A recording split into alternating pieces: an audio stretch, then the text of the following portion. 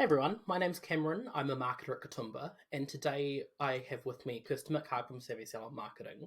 Um, Basically, we know that social media is super important for any business in 2023, but most specifically in the hair and beauty industry.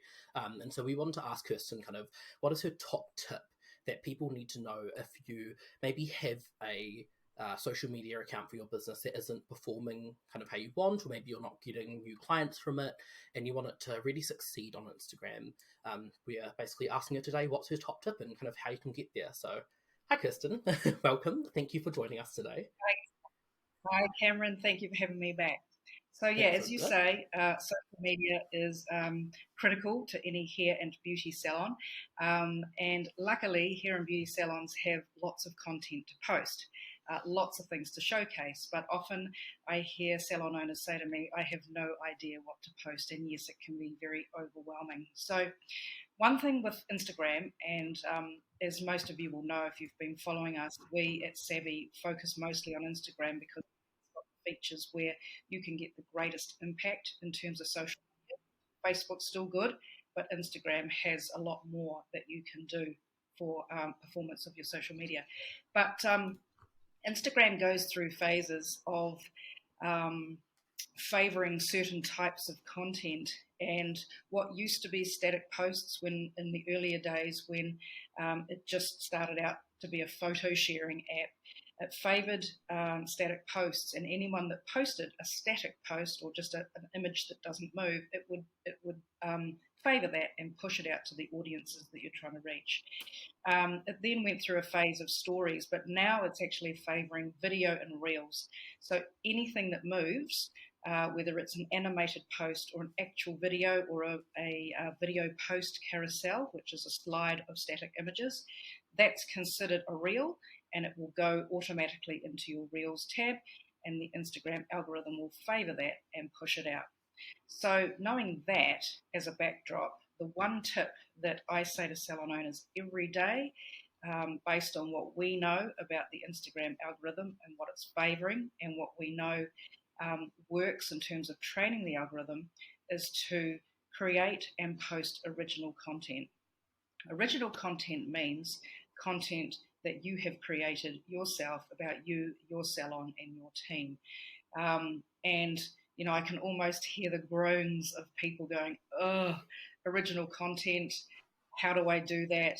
It's hard. It's hard enough just trying to figure out what to post anyway, and now you're asking me to create my own content as well as run my business." So, yeah, I absolutely hear you. So, what I'm going to do today is just share with you some tips and ideas that are actually quite easy to create and then just put up on Instagram. Something also that's interesting to note is that if you use the actual Instagram app to produce your reels and your content, that will be favoured over content that you introduce, say, from TikTok. So if you go and produce something on TikTok and then you introduce that as a reel into Instagram, it won't be favoured as highly as using the Instagram app to produce your stories and reels and posts. So that's quite good news because it makes it a lot easier for the salon owner that's kind of struggling with this idea of what to post and how to create content in different formats. So original content that's unique and authentic. And the reason why the Instagram algorithm favors that is because people love to see something that's new. If you are using stock shots or borrowed video from elsewhere, it's been there, done that, got the t-shirt, everyone's seen it, and so it's not unique, and the Instagram algorithm just tends to bury it. So yes, while original content gets pushed out, the reach is far greater. Anything that's not authentic just gets buried. So keep that in mind, because when time is precious and you are, struggling to find time to actually create content, if you make it authentic, you've spent your time more wisely because you're going to get greater reach than if it was buried. So it's kind of a lengthy introduction, but I think it's important to say all those things. So so the one tip is to produce original, authentic content. So I've got about 5 or 6 tips here of ideas that you can take away to actually start to create the content. And also just keep in mind that it doesn't have to be a perfect video. It doesn't have to be, a full-scale production that looks absolutely amazing, because people don't necessarily want that. They just want the real you and the real salon and the real behind the scenes. And the other thing to keep in mind is that you don't have to produce copious amounts of content.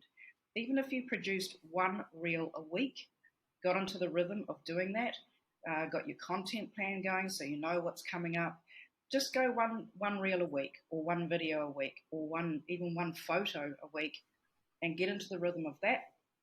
Post that at the same day and the same time every week. Once you've got that underway and it becomes quite natural, you can start to produce 2, maybe even 3. But you don't even need to produce any more than 3 posts a week. So take the pressure off yourself, and with a little bit of planning and knowing that it doesn't have to be a full-scale production, you should be good to go. So the obvious first place to start is what I call a salon brand post or video or reel. And salon brand means, who are you as a salon? What do you stand for? What's unique about you? Why are you different to the salon up the road? And maybe it's just even a walkthrough of the salon. So go outside and then just take your phone and then just start to video you opening up your door, walking through the reception area, showing people around what's on the shelves and the walls, and then take them into a treatment room. People love that. That's introducing them to your salon. And if you feel you want to take it a step further, you can even stand inside your salon reception or inside a treatment room and just talk to the camera and go, hey, I'm standing in this particular treatment room. This is what we do here in this room. Come and see us. Really, really simple, really basic, and short is good. Doesn't have to be long. People have short attention spans. There's a lot of posts and content out there fighting for people's attention. So short is good. Even if it's 10 seconds, better than nothing. Anything above 30 seconds, getting a bit too long. So between 10 and 20 is really, really good. So the first topic idea is your salon or your clinic and what's unique to you and showing people inside. The next one is you and your team. Now, it's good to showcase your team. It's good to have your team talking to the camera, providing some advice or some tips or introducing themselves.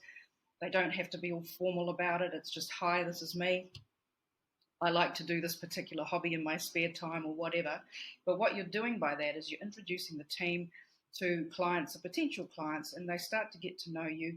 And if you do that reasonably consistently, it's like when they meet you in the salon, they feel like they know you already. Now, I know that some people are very camera shy, and I totally understand that. So it might take a while for people to feel confident to actually put themselves out there on Instagram, and some people just don't want to do it at all. That's totally fine.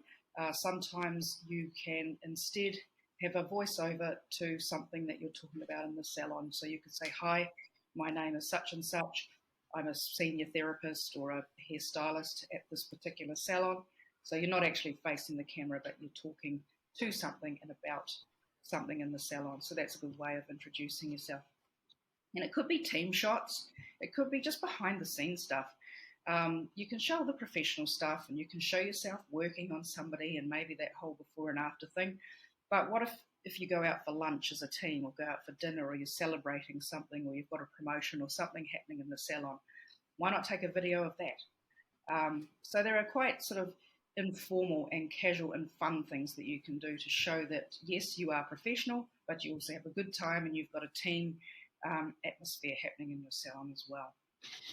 The next one, obviously, is treatments and services. So people want to see what's happening in your salon.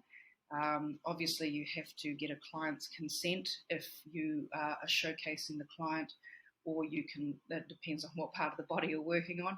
Not so bad if you're working on their legs or something like that, but if you want to show a treatment in action, you can ask a client if they're happy for them to be videoed, or you can just do it on a team member, whatever. But you can make it quite instructional and quite, what is happening in this treatment and why is this treatment taking place and what is the concern that you are trying to overcome. So, so treatments and services are a no-brainer.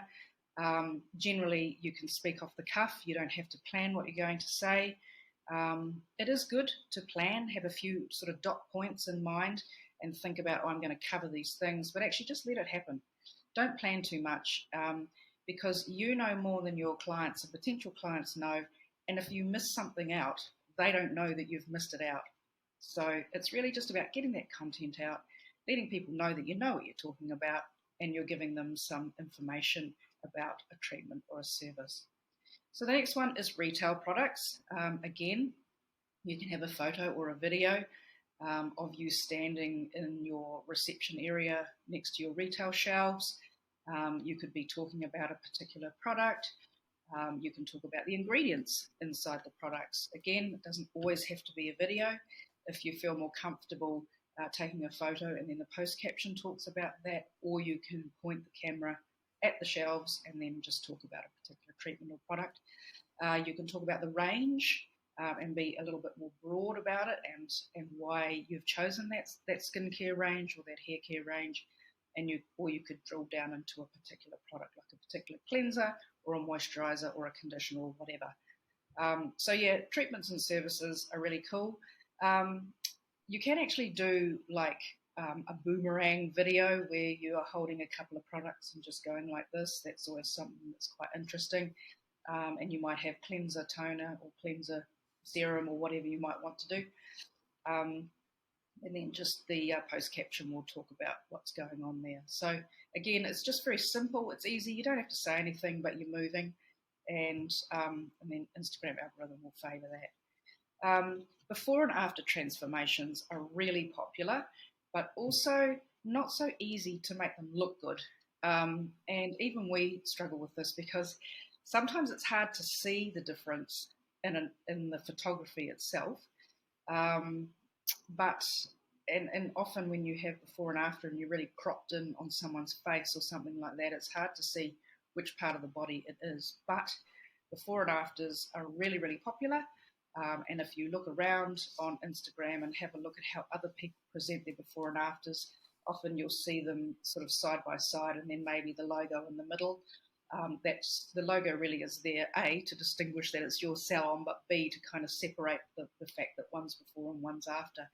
And actually be sure to actually label it before and after, because sometimes the after actually looks not as good as before because the skin or whatever area you've treated may be stirred up a wee bit. But before and afters are really, really good. Again, need to get consent of the client, and most clients are happy to actually help out. The next one is really big and really important in my mind, and it's skin tips and hair tips. It's education posts, and this does require you to sit in front of the camera and speak, and just try to come across naturally. Just pick a topic that you feel really comfortable with. And it's not about, hey, come and have this facial and it will brighten your skin and this is why. That's good, but that tends to be more sales driven. It's more about, let's talk about what is pigmentation and how does pigmentation occur, and give people an understanding, and then maybe just give them a solution at the end that says, this is why you need to have sunscreen 365 days a year, or this is why when you come in and we plan a skin journey, we will help you get rid of your pigmentation, because the actual treatment of pigmentation in this particular example is not what you're selling. You're selling the education, and it's a higher level. So pick topics that are around hair care in winter, or ingredients that are good for your hair or good for your skin and bad for your hair, bad for your skin, that sort of thing. So just lift it up another level and just give people pure value. People love that. They want to be educated. And then, oh, by the way, we can solve a problem if this is a problem for you. So it's less sales driven and more education driven. POV Reels, which is point of view, super popular at the moment. And that's just from your perspective. So it could be you in the video, but actually if it's your point of view, it's that whole idea of this is my point of view on a particular topic. This is my point of view as I see it today, walking through the salon or whatever it might be. They are super popular at the moment, and they would be the one thing that the Instagram algorithm is really favouring at the moment, point of view reels. So those are like 7 things that you can do um, relatively easily, super quickly. Again, as we've talked before, it's just about planning out your topics. Just do one a week, or you might get really super inspired and produce 10 reels and then run them out over the next 10 weeks or whatever. But don't make it hard on yourself. Don't put the pressure on yourself to produce full scale productions. Just learn as you go, and the Instagram algorithm will start to know that you're being, good about producing the content that it wants you to produce at the moment, and it will help you to get your content in front of the people that you're trying to reach. Yeah, no, that's awesome. Yeah, you brought up so many good points. Like, I think consistency is really important. One thing just to like kind of keep in mind is basically what Kirsten said is the algorithm needs to learn what you're doing. So if you start off, let's say you do one reel a week for a month, and you don't notice a change, that's okay because it just needs time to understand that you're starting to post consistently, right? So keep going, try it out, try different things. Keep in mind that you might do a take and you say the wrong word, or you might like lose your like where you were going with that. It's okay just to stop, take a deep breath, try again. The good thing about reels is that or any content that you're creating really, unless you're going live like we are, you can stop and try it again if you made a mistake. So always keep in mind that I know talking in front of a camera is not a super easy thing to do. I know when I started doing lives here at Kitomba, and when I've done video recordings in the past, in my other jobs and at uni and stuff, it's always I would need to do like a 10-minute video presentation for my marketing degree, and I could be sitting there for 2 hours where I'll say the first sentence, I'll say one word wrong, and I'll be like, no, and I'll stop it and I'll start it again, and it's just a loop. And what I realized after a while was it's okay if you maybe say a word wrong and then you go, oh, sorry, I meant this. It's okay to do that. It's okay to try it out. One thing I found really good is you can trim videos, so you don't have to have it from start to finish perfect. I would just start recording and I'd talk, or I would do whatever I needed to do. And if I made a mistake, I would just stop and then just start. I wouldn't stop the video and start the video because it just feels, it almost puts pressure on you when you do that. So just keep it nice and relaxed. Have your team around you to support you if you're finding it, scary or difficult. And you'll get there in the end, and you'll notice it starts becoming easier. I know when I started doing these lives, it was very scary, I guess. But you start realizing like it's okay, things happen, and you can talk, and the people that you're talking to, your customers, they already love you. That if you make a mistake and you say, oh no, what did I do, like, or something, that they'll laugh, they'll with you, they'll enjoy it, and your team will enjoy it. So it's a nice kind of safe space to work in. Just keep in mind, like, just try it out. Don't get too scared. Don't think it's too hard. I know everyone's very busy with running an entire business, managing a team, doing all these things, growing your business at the same time. But marketing is it's almost like a really fun way. It's a different, especially in the hair and beauty industry, we're quite creative. It's a really nice way to kind of stay creative outside of the work that you do. So who knows, maybe you'll start doing it and you'll start realizing, actually, this is something I love to do, and I want to be the person that does the social media at my business because I love it. And you're quite right. When I started out, and like when I was back at uni and I was having to do presentations and things like that, hopeless. I put so much pressure on myself, and I was just like, I don't know. And then you get frustrated, and then you just hate it, and then you're just not going to do it. Yeah. But actually, that whole thing about, oh my God, I forgot my train of thought. What was I going to say? Where am I going next with this? Yeah. It's not a bad thing. It happens to me, but that's because I'm old. And I do. Sometimes I'm in a live and I'm like, actually, or I'm in a meeting and I'm like, oh, hang on, where was I going with this? So I just own it. Yeah. And it actually doesn't matter.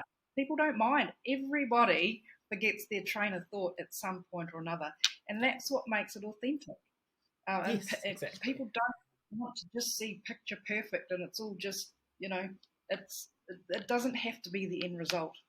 Yeah. But over time, you'll get comfortable with the idea of the ums and the ahs and the fumbling, because that's what we all do. And I mean, I still feel it now. I mean, later today, I'm going to shoot a video for a landing page that we'll be releasing soon for a product that we're going to start promoting.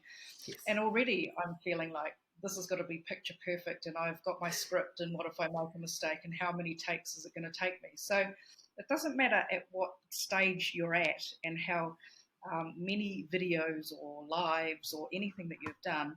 It happens to all of us. Even the most experienced speakers still feel the same way when they have to walk out on stage. So everyone started somewhere. Some people just take to it more naturally. I'm not one of those people, but I have now become more comfortable in this environment. Yeah. So just start and just don't put the pressure on yourself. It can actually be quite a lot of fun, and I actually sort of start to look forward to doing video now.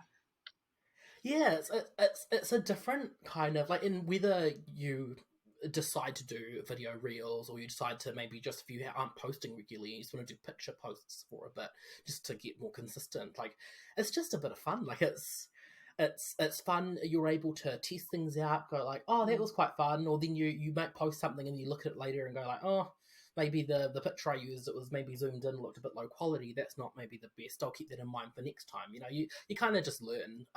One thing that I found really helpful when I was at uni doing all of these recordings, and I found it really tough, is you just have to keep reminding yourself that you're the expert. And as you mentioned it before, like, you're educating your customers, you are the expert. And when you write a full speech and you try to do it, sometimes some people like that, and that's how they work. I find a lot of people, if they're not comfortable with speeches or with recording things, they write a speech, that's where they get fumbled, where they miss a point. But almost the way I would always say is, I know the information in my brain, I know how to speak, like I know how to talk to a human. And so you get the knowledge, you know, and the fact that you can actually speak, and then it'll just come out. So yeah, don't prepare too much. Remember, like, remind yourself that you're the expert, and it'll just come naturally after a bit of time. Yeah, but no, it's super important, because reels are, right now at least, they're the biggest kind of thing. And keep in mind, the types of content you create might not be needed for reels. I see a lot of salons where they will post a story saying, hey, we've got a few more appointment slots today, you know, so book in now. And that's the perfect thing for a story, because it disappears after 24 hours. A reel stays on your feed. So you don't want something 3 weeks ago saying we've got spaces in our calendar, because it's not really, you know, it doesn't really apply right now, because it's the next day or the next week or whatever. So keep in mind the types of content you're creating. Is it something that you want your clients to always see? If so, then a post or a reel is a good option. If it's something that's letting you know, oh, there's a slip outside, so you have to change where you park and walk around the back or something, that stuff might be just a story, because they disappear and you don't need it to kind of stay there. So keep that in mind too. And it's just like learning to drive. It's just like when you were learning to be a stylist or a therapist. Everything, it just feels new and different and unusual. And that's why I sort of say, just start slow, just do one, just put it out there. And you'll slowly gain momentum. Cool.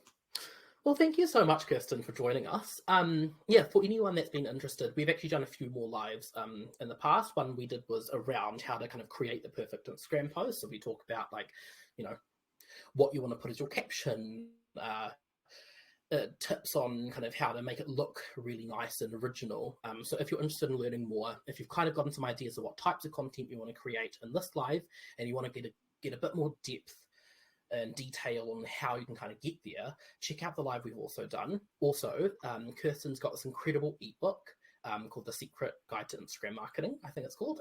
So definitely go check it out. I'll leave a link in the description below if you're on Facebook and YouTube. And if you click the link in our bio on Instagram, you can find it there. And it's on Savvy Salon Marketing's Instagram in the link in bio. So make sure to head there. That's at Savvy Salon Marketing, and at Kitomba Software for us. And I think that's everything. Thank you so much, Kirsten, for joining us. Thanks. Sweet. I hope you guys all have a good day. No worries. We'll see you later. Bye. Bye.